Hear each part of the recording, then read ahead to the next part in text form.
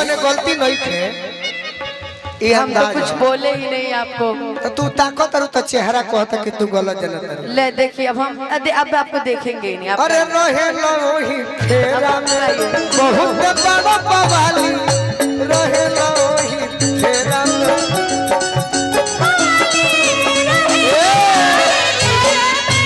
आई हो दादा कैसन पियावा के चरी तरवा। आई हो दादा कैसन पियावा के चरी तरवा।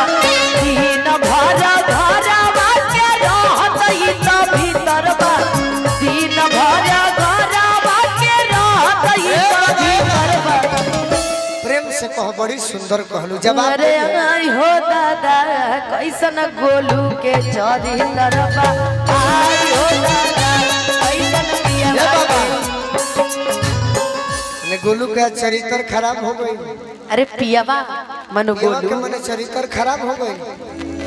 तब यही धुन पर हम जवाब न दे देब का दीजिए। अरे आई हो दादा अदेवरा धोरे अकवारी में कोहला की डालब भौजी डीजल दहरा गाड़ी में।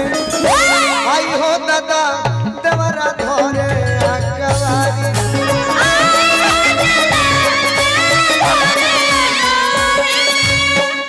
सर्दी भइल हो क्या गाड़ी कहे तो का कहा जाई का कहा जाई।